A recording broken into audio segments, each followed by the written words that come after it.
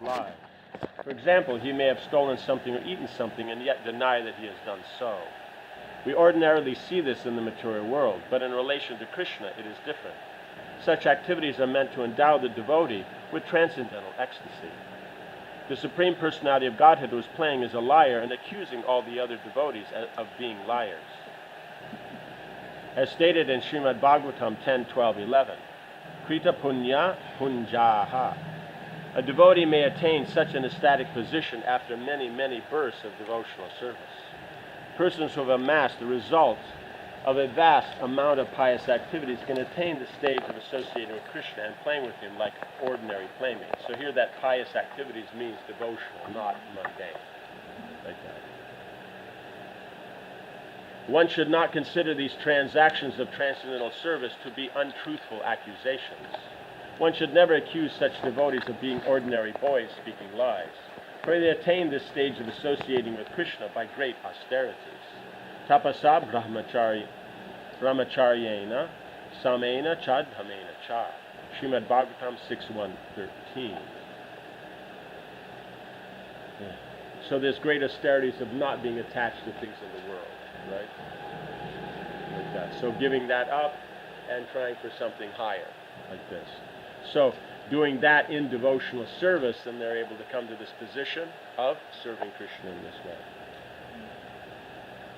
Mother Jashoda challenged Krishna, if you have not eaten earth, then open your mouth wide. Right? He's already suggested it being innocent and you can check, but probably hoping that she doesn't check, you know.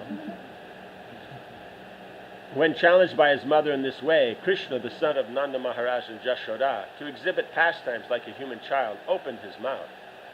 Although the Supreme Personality of Godhead, who is full of all opulences, did not disturb his mother's parental affection, his opulence was automatically displayed, for Krishna's opulence is never lost at any age, but is manifest at the proper time. Srila Vishwanath Chakravarti Thakur elaborates. Krishna, afraid of punishment, told a lie in order that Mother Jashoda could not detect his fault, right? Because, in other words, they were right. He had eaten dirt. How could he do this, however? If he were to open his mouth, the evidence would be found. The answer is given in this verse. He possesses unimpeded, non-contradictory power. Avyahata Aishvaryaha. He whose power is undefeated does not seek out this power because of the influence of sweetness of love, but looking for service, it finds some opportunity. Right? So he didn't use it. He wasn't trying to, okay, now I'll bewilder her with this, and that way she won't know. It's just that all these opulences, they're there to serve the Lord, just like we see they're there to serve the devotee. So then when they see an opportunity, then they present themselves.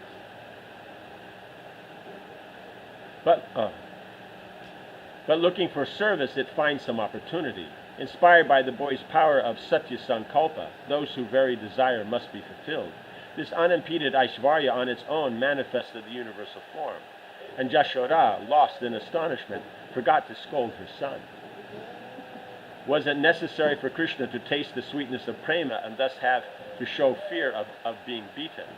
He could have stood there without fear, taking the help of his Aishvarya Shakti, thinking, I am the Lord. The answer is found in the words, Krida Manuja Balakaha. This means that Krishna was taking the form of a human child to perform mainly playful, sweet pastimes. Right? So he can do that, but then why do that? Then what's the point of having parents and this and that? You know, because if you have parents and you're not going to be afraid that if you do something wrong, there'll be trouble, you know, you don't think you have to follow them or do things like that, then what's the whole point of the relationship in the first place? Right? So it's about having these pastimes, these human pastimes, so like a human child. Then you get the sweetness, because it's about the taste that's there. Being God, his existence is God. Right? So that's not a problem. He doesn't need to manifest these pastimes to prove that. He's manifesting these pastimes so that you can taste this interaction with the devotees. Right? That's why he's there. That's why we see Yogamaya covers to some degree even the Vaikuntha Walas, because it's not just about his being God. It's about having that mood of love and affection to serve God. So there has to be some covering of Yogamaya, otherwise then how they would function. So that's why even they consider the Lord's pastime sweet. But it's sweet within the context of majesty. But then you see in Braj, it's just sweet in the context of sweetness. Yes. Yeah. Srila Sukadeva Goswami continued. When Krishna opened his mouth wide by the order of Mother Jashoda, right? Because she said, therefore he opened his mouth. She saw within his mouth all moving and non-moving entities, outer space and all directions, along with mountains, islands, oceans, the surface of the earth, the blowing wind, fire, the moon, and the stars. She saw the planetary systems, water, light, air, sky, and creation by transformation of Ahankar. She also saw the senses, the mind, sense perception, and the three qualities, goodness, passion, and ignorance. She saw the time allotted for the living entities. She saw natural instinct and the reactions of karma, and she saw desires in different varieties of bodies, moving and non-moving. Seeing all these aspects of the cosmic manifestation, along with herself and Vrindavan Dham, she became doubtful and fearful of her son's nature. So we see here, as it wasn't just before that he just saw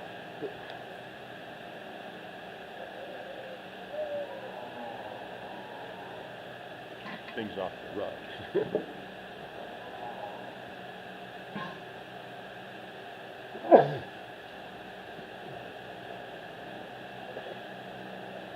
So she saw the universal form, but then in here she's seeing the aspects of the secondary creation, the primary creation, and then even beyond. So all the subtle, the metaphysical, all these things are being manifested. So, even a bigger universal form than the first one. Srila Prabhupada comments, because all these manifestations came from Govinda, they could all be visible within the mouth of Govinda. Right? Because he's the source of everything. He is everything. So technically, if you look in his mouth, you should be able to see everything. So then it's not a problem. Quite astonishingly, Mother Jashoda was afraid because of intense maternal affection. She could not believe that within the mouth of her son such things could appear. Yet she saw them, and therefore she was struck with fear and wonder. Right? Because she's going to be thinking what's going on, because she has a relationship with Krishna, and so out of fear she doesn't want that relationship to change. Just like we have fear in the material world because we don't want our relationship with Krishna to change. Right? We're God, and he somehow or another happens to also be there. Right? So when so we're afraid of that he's going to be God and I'm not. Right? So that's the fear of surrender. That's the fear of this. That's actually the basis of maintaining these material attachments and using all kinds of things, always called the yuga and this and that. I don't have to surrender.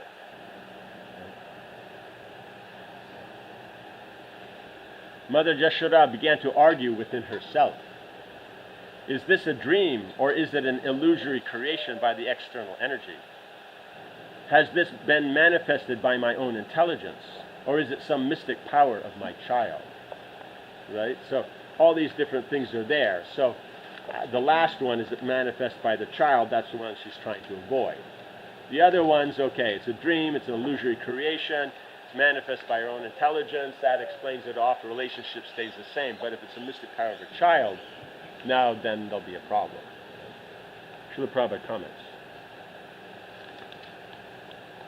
When Mother Jashoda saw this wonderful manifestation within the mouth of her child, she began to argue within herself about whether it was a dream.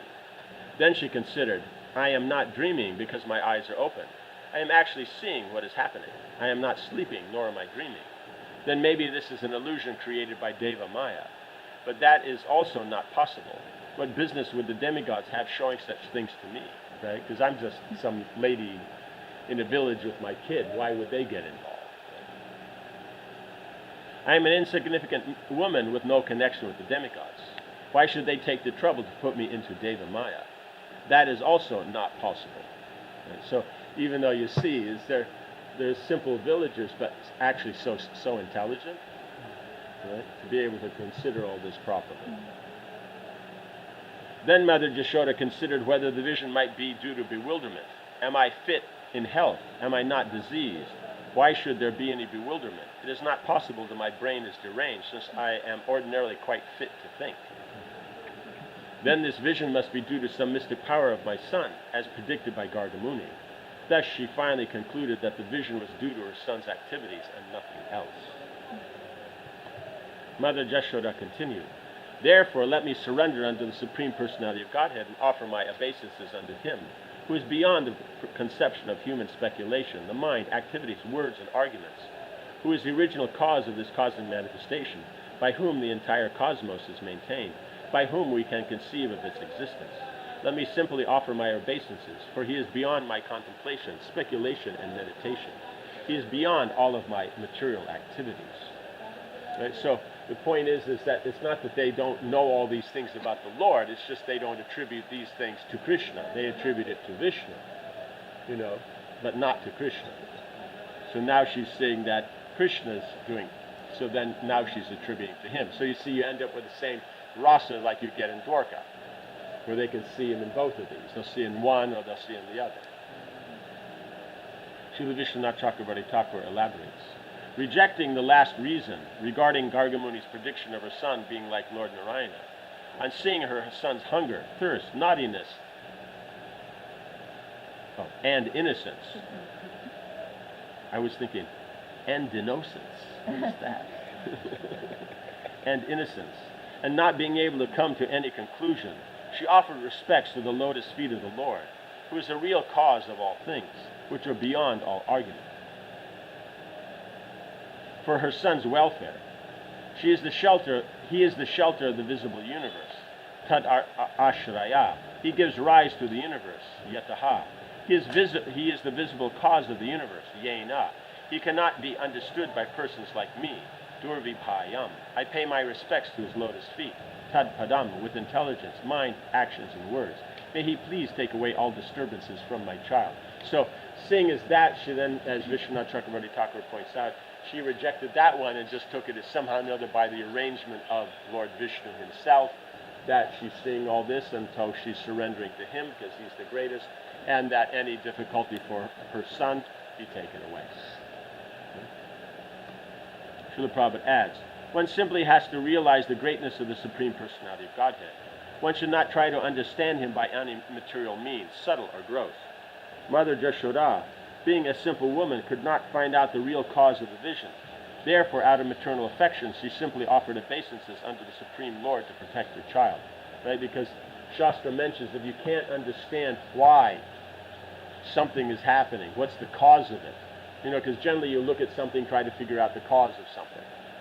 But if you can't figure it out, it doesn't make any sense. Then you can know that it is going back to Krishna, because everything goes back to him. So ultimately, it's his arrangement. And so with that in mind, then we can surrender to the Lord, and from that position of Krishna consciousness, move forward in whatever the situation is. Right? Yeah, so she's doing that. She could do nothing but offer obeisances to the Lord. It is said, Achintya kalau te bhava natams tarkena yojayet. Mahabharata, Bhishma Parva 5:22. One should not try to understand the supreme cause by argument or reasoning. When we are beset by some problem for which we can find no reason, there is no alternative than to surrender to the Supreme Lord and offer him our respectful obeisances. Then our position will be secure. This was the means adopted in this instance also by Mother Jashoda. Right?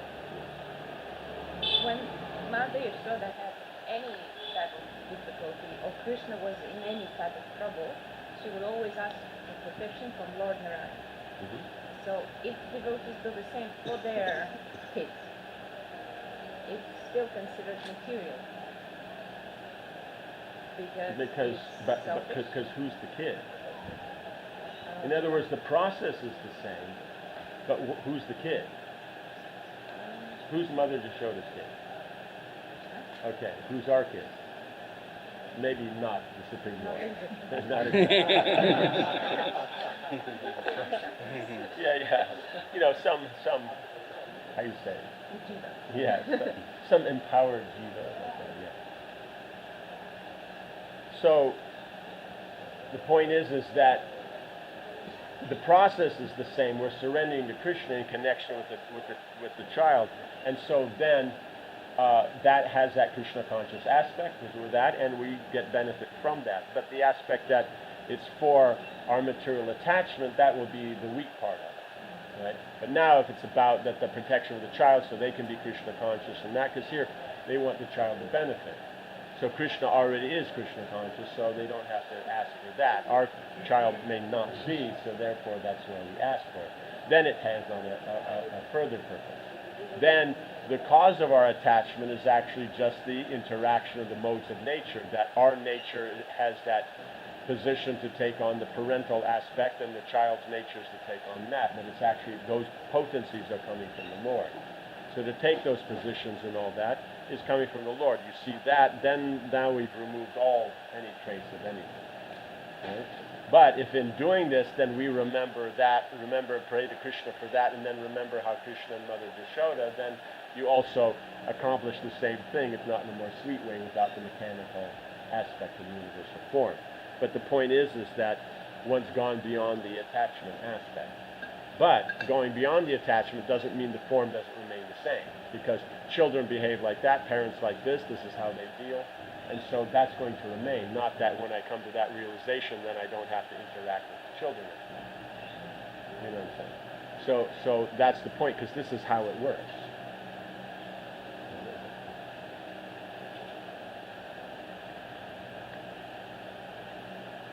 Srila Prabhupada adds, okay, no, we already did that part. Oh, okay. Mother Yashoda continued, "It is by the influence of the Supreme Lord's Maya that I am wrongly thinking that Nanda Maharaj is my husband, that Krishna is my son, and that because I am the queen of Nanda Maharaj, all the wealth of calves are my possessions, and all the cowherd men and their wives are my subjects. Actually, I also am eternally subordinate to the Supreme Lord. He is my ultimate shelter." Right, so this moment then brings that out, because they are devotees. So then devotees, then they'll see in this way. Does that make sense? So that aspect of the Lord as God, that they still understand and appreciate in that. But the point is they're absorbed in serving Him as Krishna. But if you bring out that other aspect, then, it's not that they don't know. That's why you see is when it comes to discussing the Mayavad philosophy, Mother Yashoda can defeat Lord Chaitanya in that discussion. But when he goes down to the bank of the river, no one can defeat him. Right? So the whole point is you have that aspect. It's not that they don't know the philosophy. It's just that you're just applying it. So you don't have to think about it. When they do, they know so much. But at the same time, it's just all about what will please Krishna. So that sweetness is that's what then allows her to defeat it.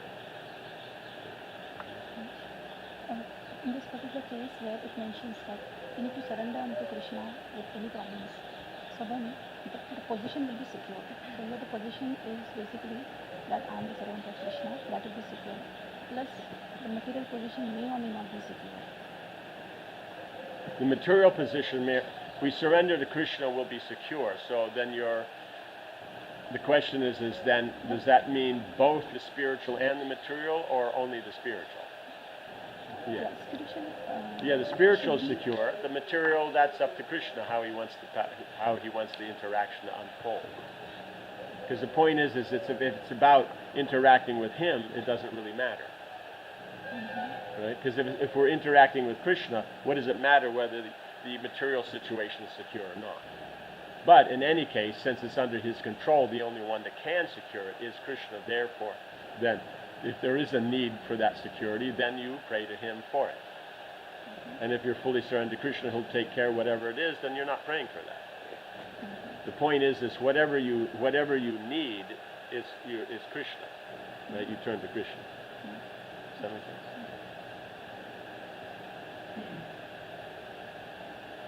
Srila Vishwanath Chakravarti Thakur elaborates. Mother Yashoda considers, the Lord is my son's maintainer and protector. If that is so, then what is the use of my ignorant concept of I and mine? Giving up her false conceptions and surrendering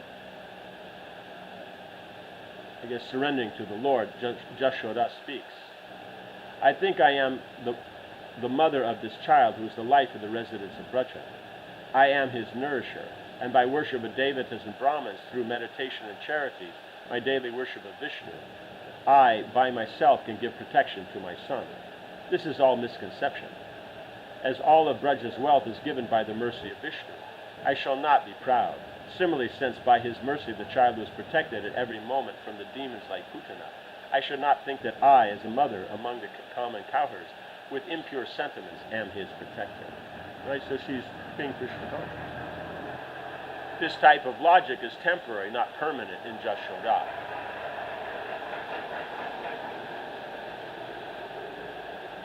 So in Dwarka, it's a standard feature. It's not always manifest, but it's a standard feature. But in her, it's just an impermanent feature. It comes up at this one time. It may come up here and there in the past times, but then it goes away. Because otherwise we might think they don't know anything. But it shows here, they know so much. It is similar to the temporary desire of the confirmed materialist to give up wife and family because of some temporary spiritual urge. So it has the same, that moment of this is all nonsense, give it up. So, it's there and then it goes back to normal. So for her, she'll have that feeling and then it'll go back to normal. Srila Prabhupada adds, following the footsteps of Mother Jashoda, everyone should follow this mentality of renunciation, right? Because for us, renouncing the material world should be a permanent situation, not a temporary one. Whatever wealth, opulence, or whatever else we may have belongs not to us, but to the Supreme Personality of Godhead, who is the ultimate shelter of everyone and the ultimate owner of everything.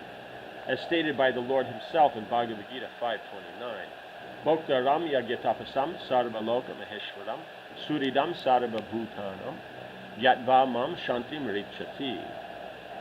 The sages, knowing me as the ultimate purpose of all sacrifices and austerities, the supreme lord of all planets and demigods, and the benefactor and well-wisher of all living entities, attains peace from the pangs of material miseries. Right. So in this, is that all activities and all that, are for Krishna's benefit. So it's not that whatever is there, we see how to see it in relation to ourselves, how we can get benefit. Right? The supreme lord of all planets and demigods, that we see as whatever it is that can be controlled, we are the controller of it, and if we're not now, we should be. And so we make that endeavor.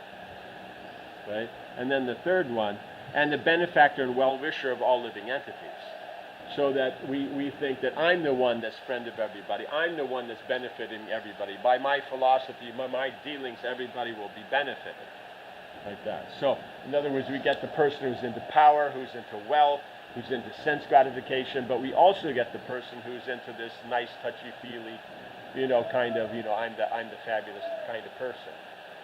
Right? So the whole New Age kind of thing, all these modern, everybody and world without borders and all that kind of thing. It's the same kind of principle. So unless you understand that it's a world without borders because it's Krishna's world, you think, no, we'll behave nicely, we'll cooperate, that will make this fabulous world without borders where we can all be, friends, like that.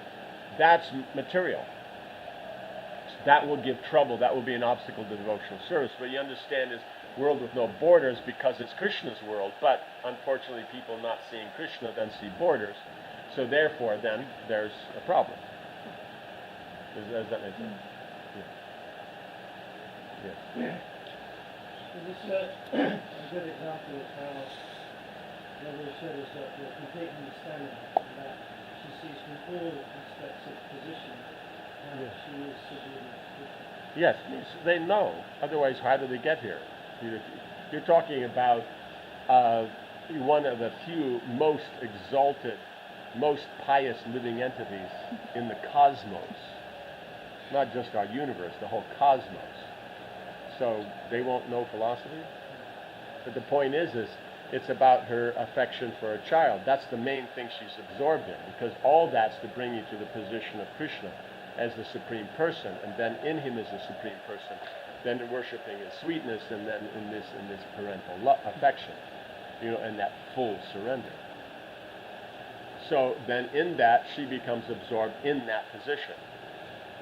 So it's a temporary where it comes out, where all this kind of background stuff that she may have or know is then applied. But in reality, it's not important for her service. Not that she can't explain it, it's just not important. Is that what it is? Yeah. Also, those moments of Aishwarya actually increase the Madhurya rasa of the residents of the Oh, house. okay. But then without those influences, it's incomplete. Yeah. He does great things, but the uniqueness is he does them still as a human being. You know, it's just like for Arjuna, he didn't open his mouth. He just showed outside because he's the Supreme Lord, took that forearm for him and that whole thing. But here, it's just he opens his mouth because his mother told him to. You know, and then you see all that, you know, because everything is within him. You know, the other is he's just there showing what's going on in the universe. But with Mother Jashoda, he's showing actually what's inside him. You know? Yeah, it would be really tough for a dentist, right? You know, you got to sit there and push this planetary system out of the way and this and that. It'd be a bit of a trip. Right?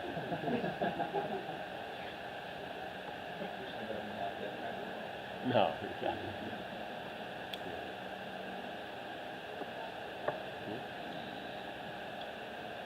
So we see that sometimes we might be guilty of projecting. Now we see how you showed us you got this, so therefore I can also be in that similar kind of mentality. Similar kind of mentality of understanding the Lord in full surrender and giving up all mundane identification as the Queen of Brudge and all relationships and all that wealth and power and everything. You're saying following in that footsteps? No, it would be more... Because that's what she did. Yeah, but it'd be more the other way of just seeing... So in other words, Mother Jashoda gave up thinking philosophically and just got absorbed in the affection for a kid. So can we, following in our footsteps, do that for our mundane kid? Why would we think that? Attachment to the position of a mother or a father or... That's there, but the point is it's still, where does it come from? Because Mother Jashoda is understanding, I'm not actually the mother, it's just the arrangement of Vishnu. Right? Like that. So the whole point is that she'll go back to that aspect of that higher level of, aspect of sweetness.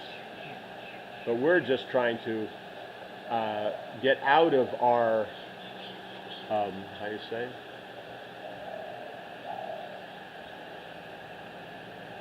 Arrangement of that appreciation of ourselves in Aishwarya and sweetness, and appreciate Krishna.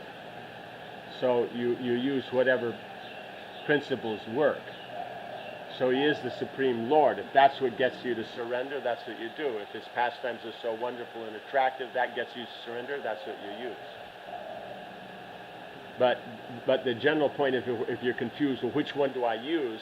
The basic, if you're asking the question, use the philosophy. Because the other one we have heard, we'd be absorbed. Does that make sense? That's it. It's that one thing keeps them going. Just that smile of Krishna, his little teeth coming out when he's drinking milk, that's what it completely absorbs. That little bit of naughtiness and then that innocence and that, that's what absorbs. So if having heard that, we're not absorbed, therefore it puts us on the platform of sadhana bhakti. Right? Does that make sense? Yes. Vishwanath Chakrabarti is elaborating Mother Yashoda's thinking process. Has it been revealed to him because he's an intimate Is this devotee? being revealed to him? What does it matter? How do you want this to unfold? Means what are you looking for? That he's sitting there in his yogic position and everything, and then this bright light comes down, or even better, it can, like in the fourth kind of one of those lightning bolts, not a single one, but multiple ones, like that they use in the sci-fis, and you see this aura around him, and then when he opens his eyes, and the pupils should be like completely big and black, right, like that, and then he sees, and then some trembling and all that kind of. Are we going the right direction, or? You say. The point is they're there.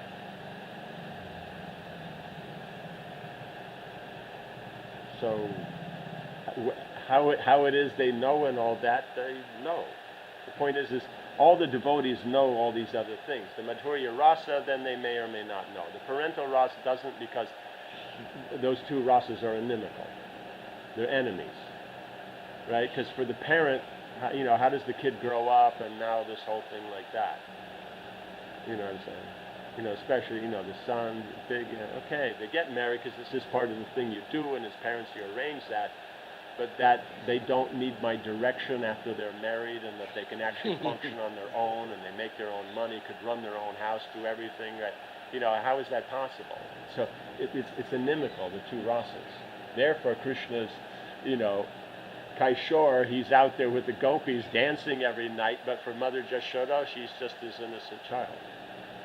And so any rumors that's why Prabhupada says it's an open secret. Everybody in Vrindavan knows, but at the same time, Mother Jashoda doesn't know, and it's not official, so you can't actually say this is what it is.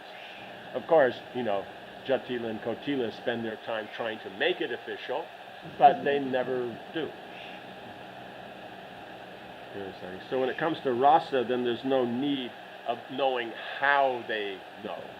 It's not important for appreciating the rasa, because we're not in that position, so it's not going to happen for us. For us, things will be revealed by following the path of sadhana bhakti given by the acharyas, pleasing the spiritual master, Krishna being pleased, then through that blessing, then it's revealed, That's how we're going to know. How these others know, what does it matter? You know what I'm saying? So in other words, it's here, it's accepted by the acharyas, and so it does. Like that. So it's just one of the things that Vishwanath Chakravarti Thakur does, because the other acharyas are given various points. He just fills in aspects. He does so many things, but one of the things that's unique is he fills in aspects of the conversation, either directly or in how they're thinking and things like that. Then we can appreciate, because the point is we appreciate more the mood and attitude of what she's doing. Does that make sense? Yeah.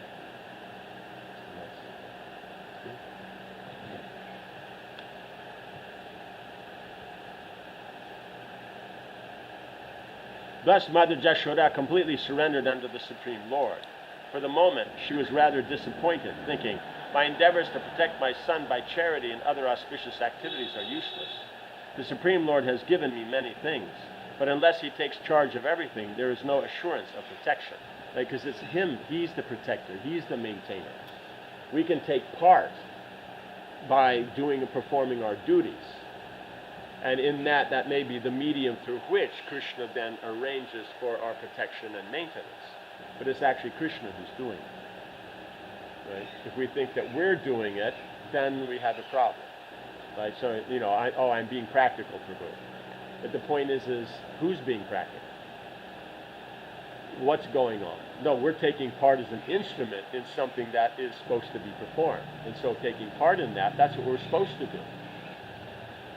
So simply asking how is one being Krishna conscious in your day-to-day life, and then you just say, I'm just being practical, unless it's a very subtle way of saying, I'm just being practical. In other words, whatever situation the Lord arranges, and then according to my understanding of my duties, then I try to apply myself as an instrument in the unfolding of that activity. And that way I'm just trying to do something that actually gives the best effect, because if I do something theoretical, it won't work. It has to actually be applicable. So therefore, I was just being practical, Prabhu.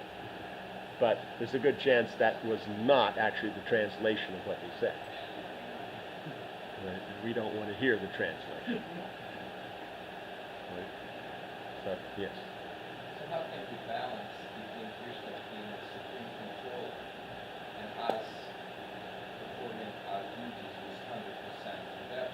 Because when devotees, they think, okay, Krishna is in charge, I can do whatever, and then it's going to be perfect. No, but if he's in charge and he's doing it, then you should do nothing. That's even better. But they don't do nothing. They actually get off the couch, walk to the fridge, and look through it carefully, and then pick something up and take it back to the couch. So if it's all, then, you know, they leave it to Krishna. Just sit there, and then whatever comes, like the Python sadhu, right? If you're supposed to get, you know, a bag of chips or whatever it is, it will come along in its own accord. Many should sit outside. Oh, I see. So when the bus truck goes by and it hits the bump and then a box falls off in your lap, yeah. But then how do you open it? You know. Then,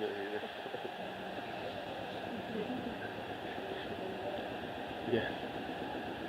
Oh, you were talking about from the wife's perspective. If you're going to do nothing, then better to sit outside so you don't get in the way, because you're messing up the cushions.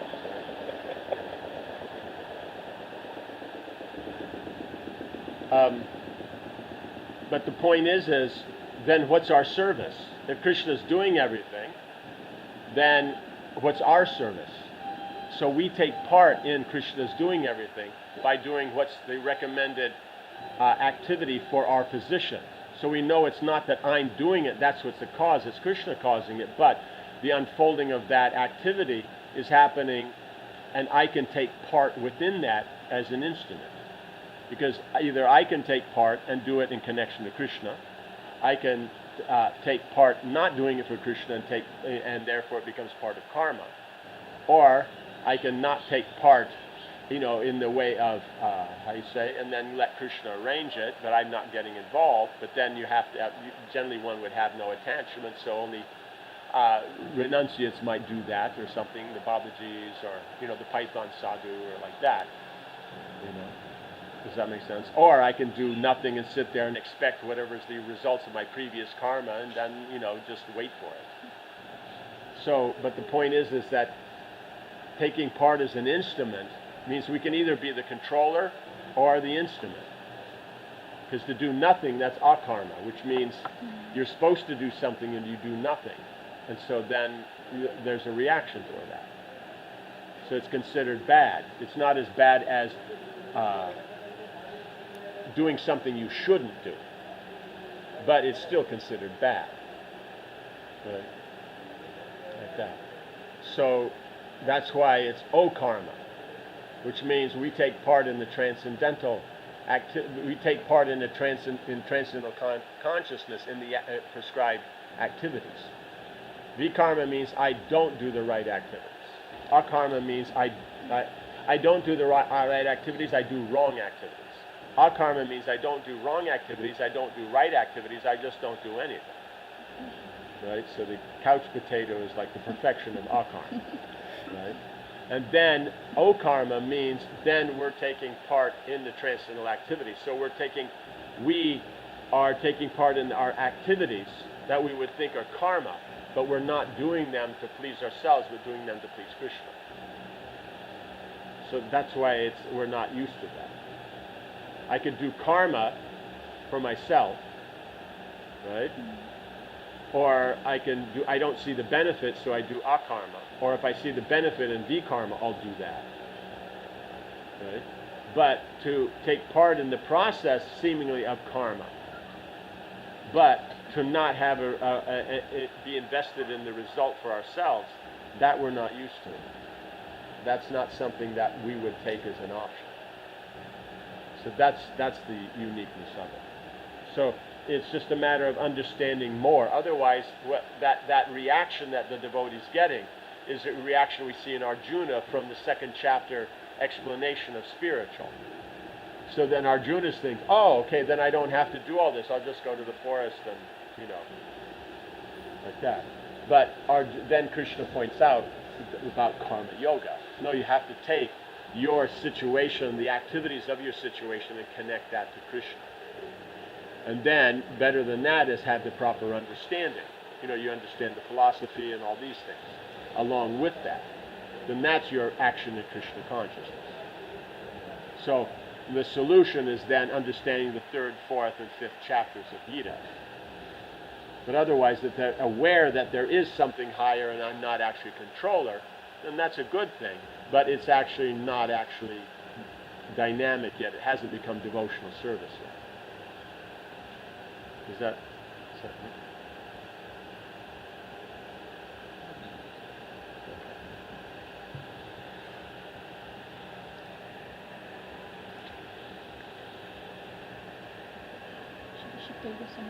Srila Sukadev Goswami continued.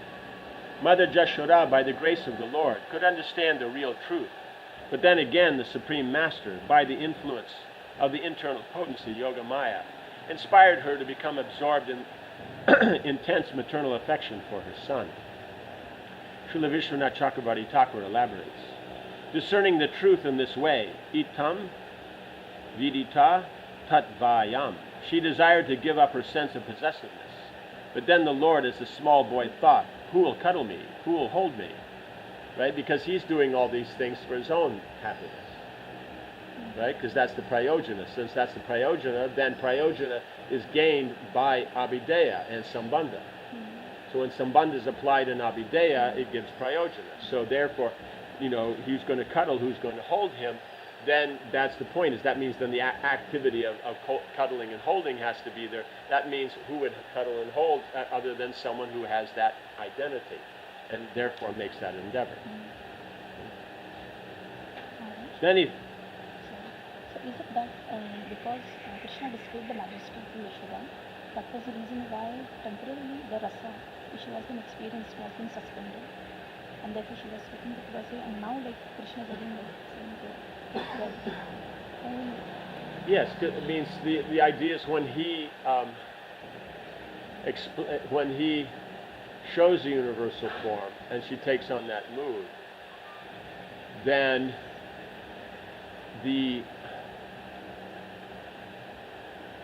that's all part of just the pastimes. Right? So he's doing all this for his own happiness. But the point is there's more happiness in that affection between Mother Jashoda and her son. Right? So then it goes by the arrangement of Yoga Maya, it goes back to that. But because it's gone this way, then that sweetness will be even more tasty. So whenever somebody does something, when Krishna does something big, like I killed the demons or these other things, because of that greatness of that bear, the magnitude of it, the intensity, then it nourishes the love on the other side. Right? So the love and anxiety nourishes the love, that's not an anxiety. And the love and not an anxiety nourishes the love and anxiety. That's the whole point, is that's why there's the dynamic between the two.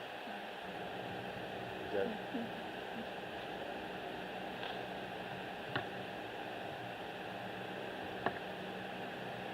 When he thought in this way, the very form of affection for his son, Putra Sneha Mayim, overcame Jashoda. Right? Because that's his idea. That's what he's interested in. Srila Prabhupada adds, although Mother Jashoda understood the whole philosophy of life, at the next moment she was overwhelmed by affection for her son by the influence of Yoga Maya. Unless she took care of her son Krishna, she thought, how could he be protected? Right? Because she's already understood everything's just arranged by the Lord. She should give up this whole sense of possessiveness and trying to control everything. And then by Krishna's arrangement, the next moment, then Yoga Maya, then overcomes, and then she's overwhelmed, and then she's again just back to, who's going to take care of her son? Yes. How do we not see this as an interruption? How do we not see as an interruption in affection? Basically from the principles that we don't know what affection is in the first place, so why would we see as an interruption? Right? Does that make sense? So it goes back to the point is all these things are just to bring out all these flavors in the interaction between the Lord and the devotee. So by the one, then the opposite then becomes more tasty. Right? When Krishna's not there, then when he is, then it's more. Then the intensity of the gopis are with Krishna, right? At Radhakund. No? So then they're going to be tasting that taste of being with him. But then after that they all leave, and then they're not with him. So then because being with him was so nice, therefore not being with him is more intense. Right? Now, then when they are able to be together again at Govindastali, then that because of that intensity of separation, now the intensity of being together, of Sambhog, is going to be even greater. Then in the morning when they leave to go back to their homes, then the separation is even more. So then when they come together at Radhakund, then it's going to be, again, the Sambhog is going to be greater. So it's always nourishing itself. The point is in the material world, we think it's that all the emotions and everything is causing our distress. Hence the impersonal philosophy. Because we think that's the problem. But the real problem is not connecting it to Krishna. It has nothing to do with all these things. Right? So, not connecting to Krishna, being attached to the material energy, being attached to I am the controller and enjoyer, then that's going to give rise to thinking that if I get rid of all this, I get rid of my problem. But no, when you become attached to Krishna, you get rid of the problem. Does that make sense? So it's a different perspective. That's why, just like it's said, that for the karmi and the jnani. Now, socially, the jnani is in a higher position, right? Because they're renounced in that. So they're considered in a better position, socially. And they have more philosophy and this and that. So by consciousness, they're also on a higher level. They're on Vijnanamoy instead of on Jnanamoy, right? So now, that's all very well and good. And then we see the step above that is then Anandamoya. So now, if you have a Mayavadi who's well situated, becomes a devotee, and you have a karmi who well situated becomes a devotee, then the natural conclusion would be, therefore, the jnani devotee will actually be in a better position of appreciating bhakti than one in the karma. But in actuality, the jnani is at a disadvantage because he thinks activities, emotions, relations are actually the impediment to spiritual life. So he can't appreciate the transcendental relationships and emotions. Does that make sense? So that's the point. But the karmi can see all this is so nicely done because he appreciates good facility. And that the devotees are making that all for Krishna based on their love. So for him it's very easy. Does that make sense? So that's the point. So in the same way, in the modern Mayavadis, where we throw out all the tradition and all this thing because this is all the problem, it's all about our sense gratification and that, so therefore then it's just a matter of this impersonal, everyone all together and everybody, I am you and you are me and we are all together kind of jazz. Then that is, we'll all just be happy together. Why can't we all just cooperate? And, the we, it's all impersonal. It's a concept. And so therefore we think it's those good qualities applied how I think they should be, right? Free from karma and jnana, right? Because that's controller and enjoyer. But I'm retaining, I'm the friend. So therefore anything that has control and enjoyment to it, whether it's in the material or spiritual pastimes, I have an aversion towards. I only have an appreciation of qualities that I will categorize as suridam sarvabhutana, as friendship. Does that make sense? Beneficial to everybody and all that. So, I say liberty, fraternity, equity, this. I only see that. Anything outside of that is a problem, right? Because the point is who led the revolution? Robespierre. But then when he got power, then whose head come off? His head. Right? And because it goes on, and nothing works, because the common person can't do, and after a while, people get bored of the revolution and all that, there's only so many pikes in a, city courtyard to put heads on, right? So now they're all full. Now what do we do? Right? And who wants to carry them over to the next one? That's like a kilometer away or something, so then, hey, like that. So then they give up the revolution. And so then what happens? There's a vacuum there. You need management. Then who comes along? Napoleon. Right? Because he can organize it. And what can they say? They already had their fun. And does that make sense? So the whole point comes down is that they have an aversion to anything that's tradition, anything that's authority, anything that's obviously for someone else's benefit. Because it should be, no, you work, if someone works for everyone's benefit, it means I'll get benefit. If they work for their benefit, I don't get benefit. You see how the thing's working? It sounds great. Oh, we work for everyone's benefit. It means I want to get benefit. If you work for your benefit, I won't get any. So it's not actually about everyone getting. It's about, okay, everyone gets, so I'll also get. You know what I'm saying? So and everyone getting doesn't mean that it's necessarily beneficial. Right? It's just that I see the benefit for myself. Therefore, I will break down authority and tradition so that everybody can get, so I'll get. So therefore, it's very, very, how you say, capitalistic. So the very thing that, all these, capitalists and bureaucracies and, corporations and all this that they're against, it's just that they're getting all the benefit, I'm getting none. So you want to break that down so it's now easily available that I can get some. Right? But the problem is they're doing it in the standard sense. So now if we're looking at the standard sense in its actual original position of relationship with Krishna and these emotions and endeavors being done in connection with Krishna, they take on their natural perfection.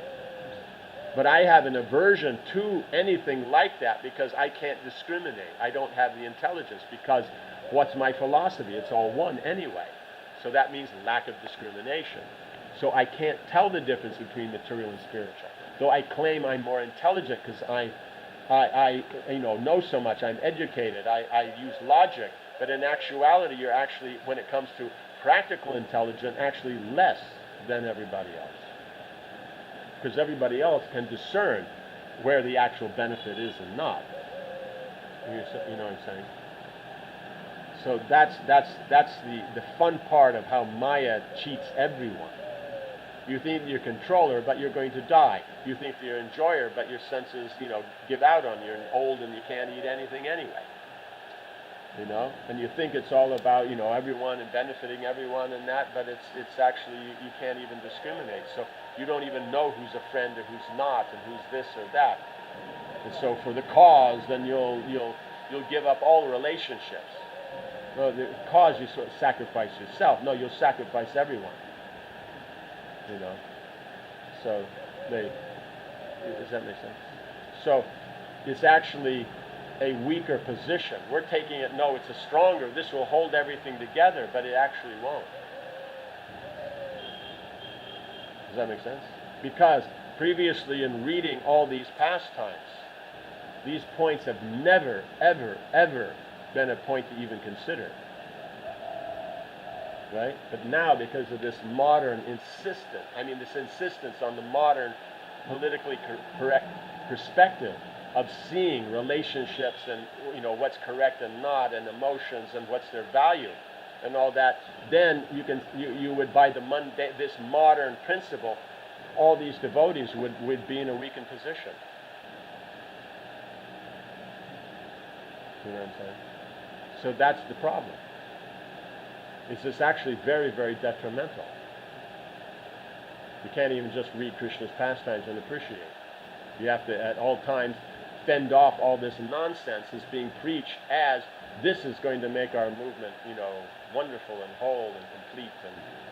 But it's without Krishna. Krishna is complete, therefore everything emanating from him is complete and perfect. Since we're imperfect, everything emanating from us is less perfect.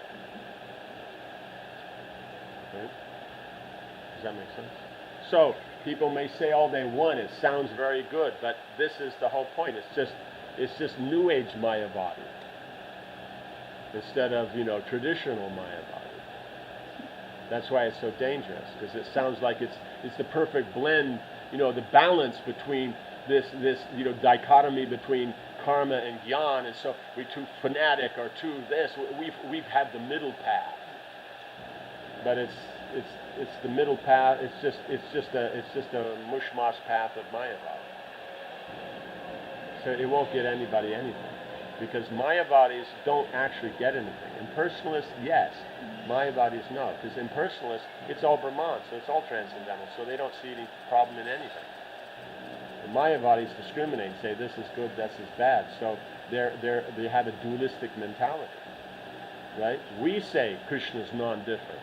Sarvam Kalvidam Brahman. It's all Krishna. But there's variety.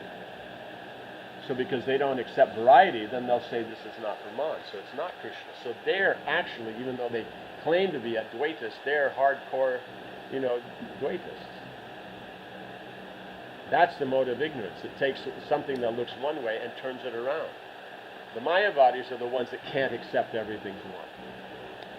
And we're the ones that can. But we know it's one with variety. And they'll think it's be one. That's why he probably uses the term exclusive monism. Because you can't have one with no variety. It doesn't exist. It's an illusion. So anyone in illusion, will they get liberated? No. So therefore, if the Mayavadis won't get liberated and they're so austere and pious, why should this modern, impious, politically correct philosophy give anybody any benefit in spiritual life? Does that make sense? Yes. But the first thing is like when it is like supported by leaders. Like That's another thing. The point is in this forum we're just discussing what is the philosophy and all that. And so if the shoe fits, one wears it. Does that make sense? So in other words, then we apply it to ourselves in our situation, because we can't do anything about someone else's consciousness. We can only do about our own consciousness. So we change our consciousness, then we'll be unaffected. And if there is an opportunity to have an effect, we'll have. But if we don't change our consciousness, we just go on, what can I do? The leaders are like this and that. Because people can say that at all times, all places, all circumstances, in any situation. It's always about the leaders.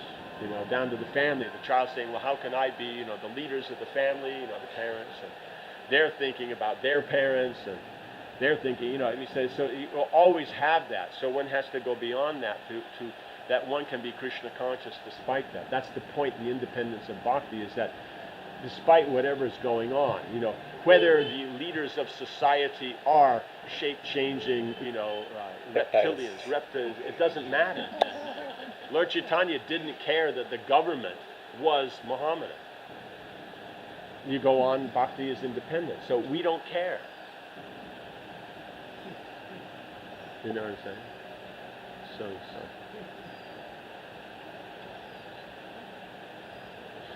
Yes. So that's the whole point, that's what we're discussing here. How can we apply it in our life? And if we are in a position of leadership, that we apply it in our life so that the good effect then comes upon those who are our dependents. And if we're not, then we can function and go on despite anybody else. Because that's the whole point. The mission is so perfect, even if no one else in the whole world practices Krishna consciousness, a single individual can and go back to Godhead. That's the beauty of it. So when we say, no, unless everybody's doing it, I can't do, that's not, one, a devotional, and two, it's not a, a higher position. That's the position of a Shudra. that was also not my point. It is just that when you see that actually someone like here taught like that, one so much wants this to spread like that. The point is we ourselves become unaffected by a lack of Krishna consciousness, and then by our performance of devotional service we advance, and in doing that it may have effect on others. That's all we can do, is worrying about that they're all like this and this one and that. Then all it does is cultivate the sentiment of fearing, eating, sleeping, mating, and fearing. Conspiracy theories, this, that, they increase this fearing. Right? So we want to avoid that, because one who surrenders to Krishna has no fear. Therefore, they can be alone, and it still works. So the point is if we're in such a position, we apply it for ourselves. If we're not in such a position, what can we do about it anyway? You know what I'm saying? So that's the whole point. Is when we give that up, then we stop trying to be the controller or the enjoyer or the friend. We just are a devotee and just try to serve Krishna. Then our own life will go more smoothly. Okay. Does that make sense? Yeah.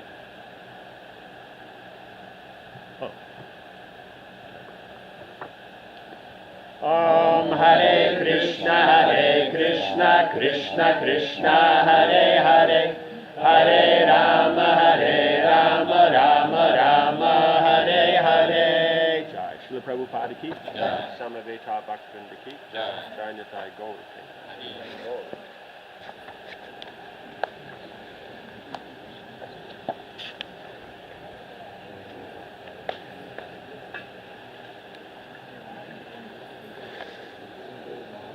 Where were we? We were still in this first thing. There was some continue. Or We'll there. start.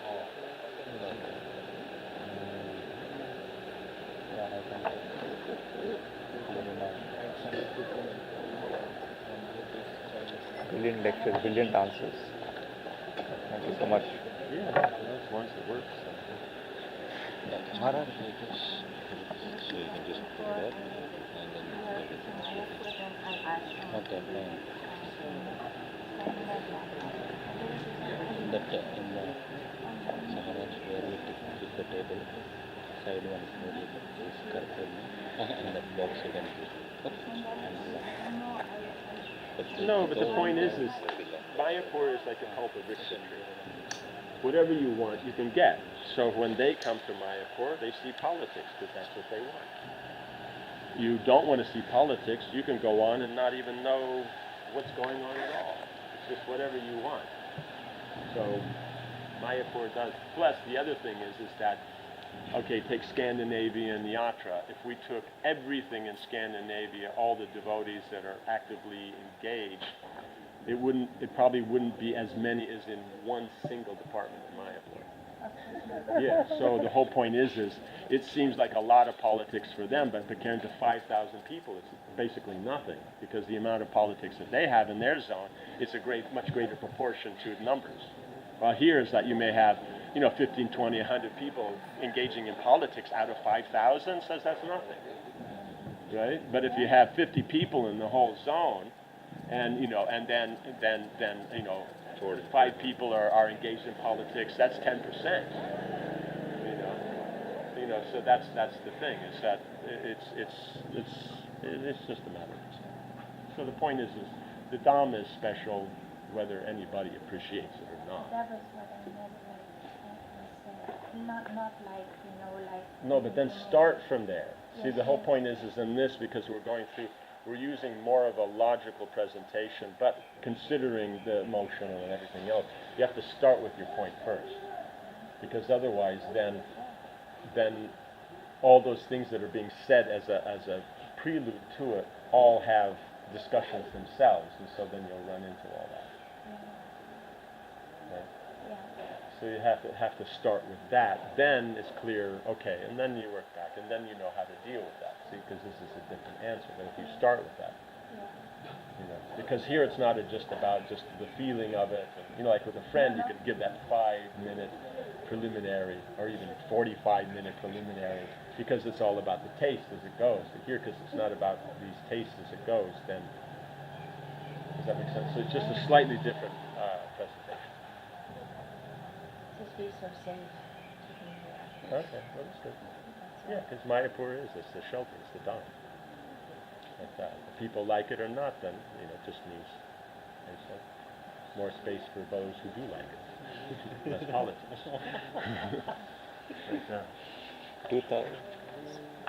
2009 November lecture, Sunday Feast lecture.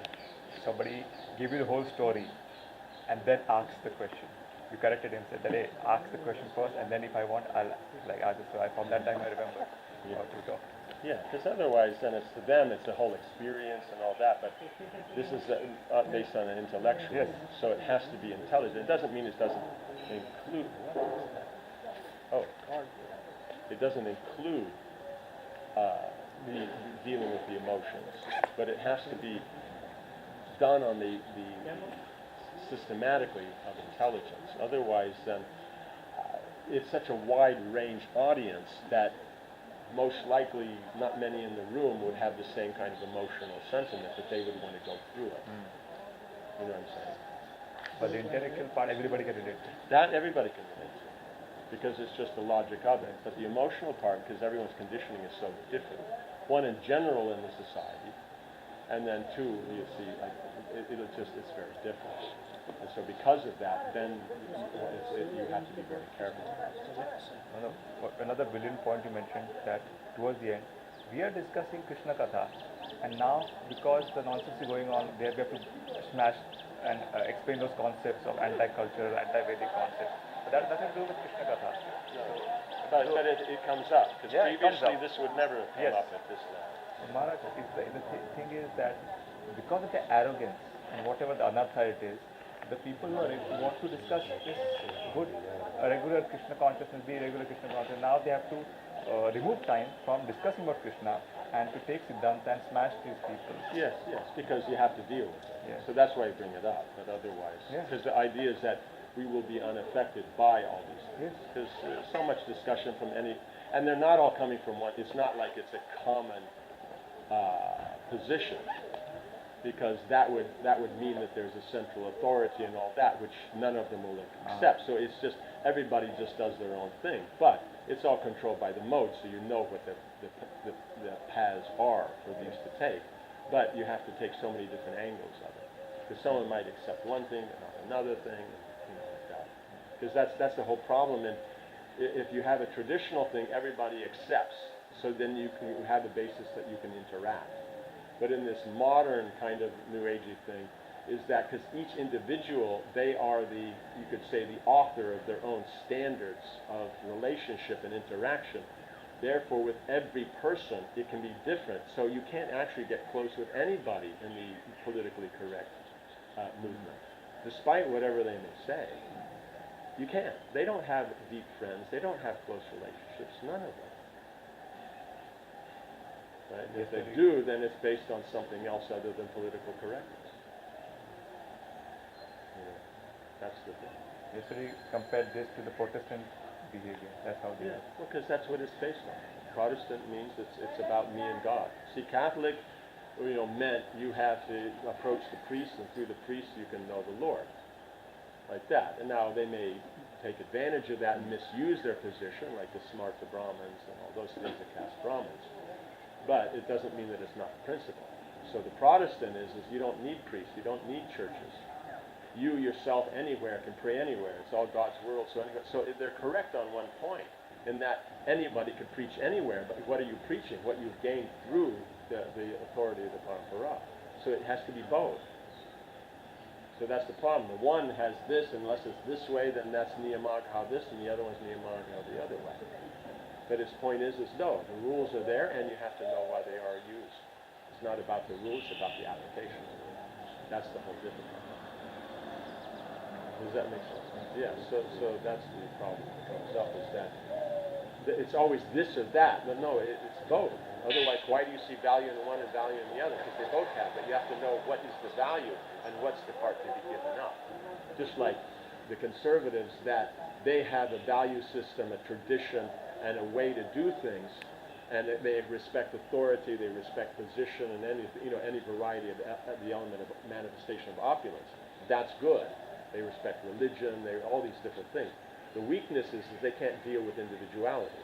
So therefore, if somebody doesn't do something exactly the way they're comfortable with, then it's a problem. Right? Now the liberals on the other side, then it's all about the individual. But then, so that's a strong point. Because then the individual, their needs are this, that's all addressed. So that's their strong point. The weak point is this: what's the standard by what you judge? What is the actual need? Yes. Because then you could say anything's a need. He wants to, speak all kinds of nonsense in a forum that's full of small children. That's his need. That's his identity. So they'll actually discuss whether it's allowed or not. You understand? Because there's no standard. No place to rely on. Yeah, there's nothing to rely on. So that's why there's no Shastra. So that's why you see is when they take the liberal, they also take the exclusion of authority. At the same time as these individuals need to be authority. Because it's their own mind. They have to have it. They want others to recognize it. So that's the difference. So it's just following standard paths. So therefore, if you can have tradition and authority and standards that you can apply to the individual, which is the hardest, because I don't do the one, just a little bit of speculation. Doesn't matter what it is as long as it's speculation, it's good. The other one, we just follow what everybody else has done and we make no change. That's easy. But to be able to take the law and apply it to an individual in a unique case, that takes a lot of endeavor, a lot of intelligence and time. So it's the hardest of the task. Then, of course, you have that, combining the two in the worst way, where it's all about the individual and the liberality and this and that. At the same time, they won't accept anything regarding that liberality outside of their narrow vision of what that is. So they take the worst from the conservatives and the worst from the liberals. And then that's considered to be the cat's meow. But they won't talk about that. They'll only talk about the one. They won't reveal that they themselves absolutely can't tolerate anything outside of what they want.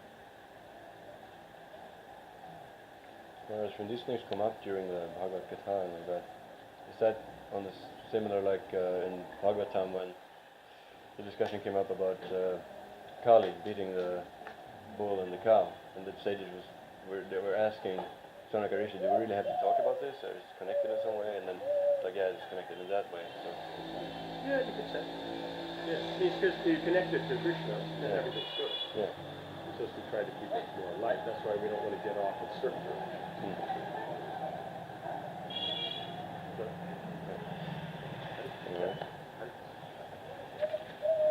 Anyway.